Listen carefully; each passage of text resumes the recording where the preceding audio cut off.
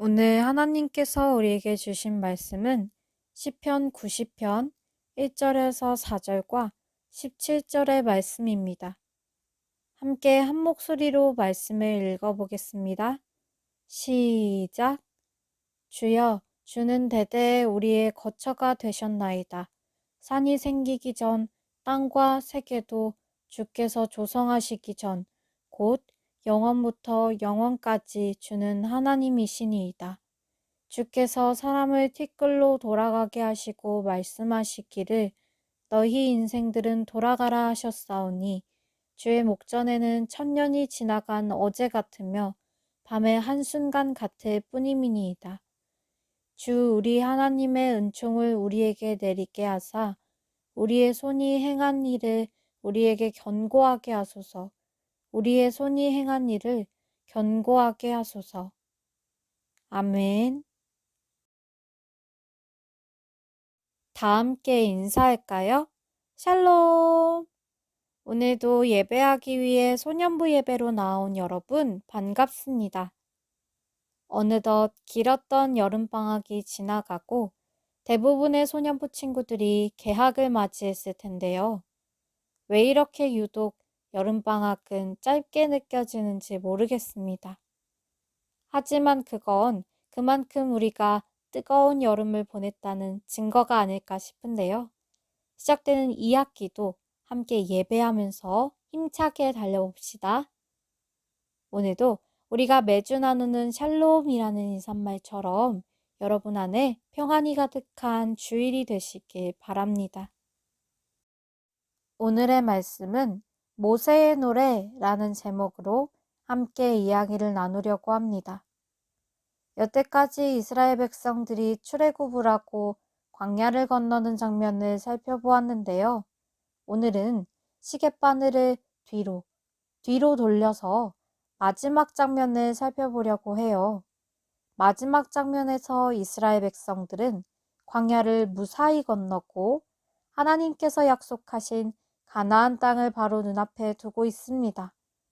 그러나 커다란 한 사건으로 인해 이스라엘 백성들의 운명이 완전히 뒤바뀌게 되었습니다. 이 사건을 오늘날에 가데스 바네아 사건이라고 부르고 있어요.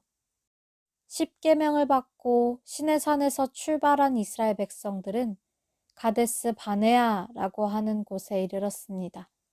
가데스 바네아는 가나안 땅을 코앞에 두고 광야 생활의 끝을 알리는 장소였어요. 그래서 모세는 이곳에 자리를 잡고 가나안 땅의 동태를 살피기 위해 12명의 정탐꾼들을 보냅니다. 그런데 가나안 땅의 정탐을 마치고 돌아온 정탐꾼들이 충격적인 내용을 전합니다. 가나안에 갔더니 엄청난 크기의 거인들이 살고 있더란 얘기였죠. 이스라엘 백성들이 가나안에 들어가기 위해선 그들과 싸워야 했는데 가나안의 거인들은 도저히 싸워 이길 수 없을 것 같은 커다란 키에 엄청난 군사력을 갖고 있었어요. 그러나 정탐꾼 중 단 2사람만이 이스라엘은 승리할 수 있다 라고 말합니다. 바로 여호수아와 갈렙이었어요. 여러분, 도대체 우리가 두려워할 것이 무엇이란 말입니까? 우리에겐 하나님이 계시지 않습니까? 그간 하나님께서 우리에게 보이신 이적들을 기억하지 못하십니까? 하나님과 함께라면 반드시 우리는 승리할 겁니다. 여호수아와 갈렙이 이스라엘 사람들의 사기를 북돋우려 애썼지만 아무도 여호수아와 갈렙의 이야기를 듣지 않았어요. 이스라엘 백성들은 이번에도 하나님과 모세를 원망하고 불평만 했어요. 가만히 백성들을 바라보시던 하나님께선 크게 분노하시기 시작하셨어요. 이스라엘 백성들이 불평할 때마다 목이 마를 땐 깨끗한 샘물을, 배가 고플 땐 만나와 메추라기를 주시던 하나님이셨지만 그러나 더 이상 하나님은 화를 참지 않으셨어요. 하나님께선 분노하시면서 이렇게 말씀하셨어요. 너희 중에는 내가 주기로 한 가나안 땅을 볼 자가 없으리라. 하나님께서 이런 결정을 내리실 거라곤 아무도 상상도 하지 못했어요. 다들 머리에 망치를 세게 두드려 맞은 것처럼 멍했어요. 결국 여호수아와 갈렙을 제외한 모든 백성들은 가나안 땅에 들어가지 못하고 40년 동안 광야를 헤매게 되었습니다. 그리고 그들의 아들과 딸들만이 가나안 땅을 볼 수 있었죠. 참 비극적인 결말입니다.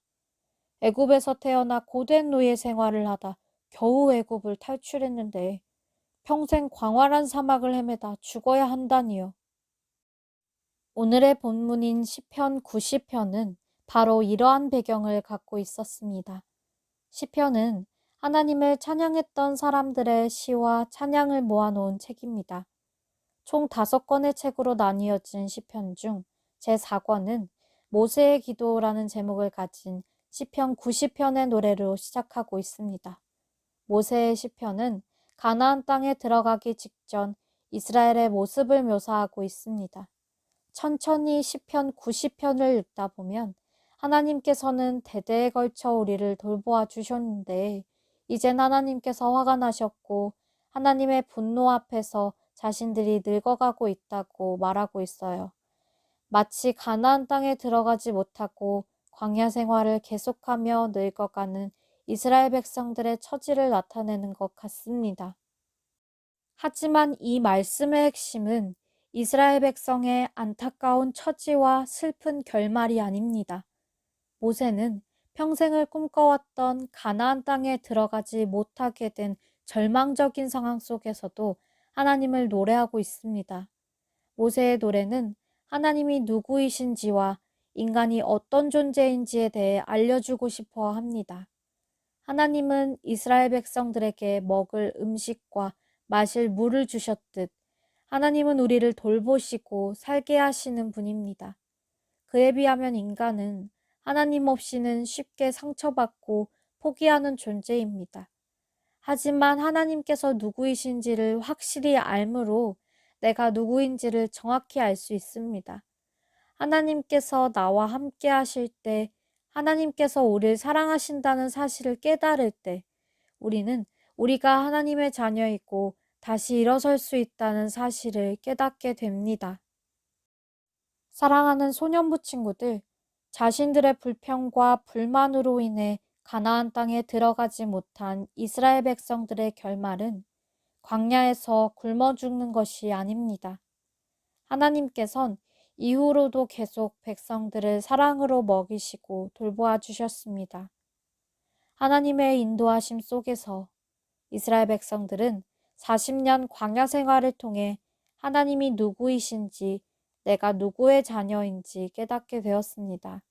오늘 절망 속에서도 노래하는 모세의 노래를 통해 우리는 절망 속에서 딛고 일어서는 법을 배웁니다. 어쩌면 여러분의 예배와 기도 속에 때로는 답답하고 하나님께서 나의 목소리를 듣지 않으시는 것 같은 순간들이 있을 수 있습니다. 하나님께 기도하지만 나는 여전히 친구들과 싸우거나 어려움을 겪을 수 있습니다. 하지만 오늘 광야 위에서 하나님께 노래했던 모세의 노래처럼 어려운 순간 속에서도 하나님께 지혜를 구하고 하나님을 노래하는 여러분이 되길 바랍니다. 하나님은 금 나와라 뚝딱, 은 나와라 뚝딱 도깨비가 아니십니다. 하지만 하나님께선 여러분이 하나님을 부를 때 반드시 응답하실 겁니다. 이 사실을 함께 믿으며 기도로 또 한 주를 사는 소년부 친구들이 되길 주님의 이름으로 축복합니다. 아멘. 이 시간 오늘 말씀을 기억하며 기도드리시겠습니다. 하나님 아버지 감사합니다. 오늘은 모세의 이야기를 통해 힘든 상황 속에서도 하나님을 의지하고 하나님께 지혜를 구하는 방법에 대해 배웠습니다. 하지만 그만큼 우리 소년부 친구들에게 좋은 친구들과 힘이 되는 인연들을 많이 붙여주시길 바랍니다. 만남의 축복을 허락하여 주세요. 계속되는 코로나 속에 새롭게 학기를 시작한 소년부 친구들의 학교 생활을 축복하여 주시길 원합니다. 안전하고 행복하게 학교 생활을 잘할 수 있게 도와주세요. 고생하시는 의료진 분들을 위해서도 늘 기도합니다. 오늘 말씀도 잘 기억하여 한 주도 잘 살겠습니다. 살아계신 예수님의 이름으로 기도드렸습니다. 아멘. 예수님께서 가르쳐 주신 기도인 주기도문으로 8월 29일 소년부 예배를 마치겠습니다.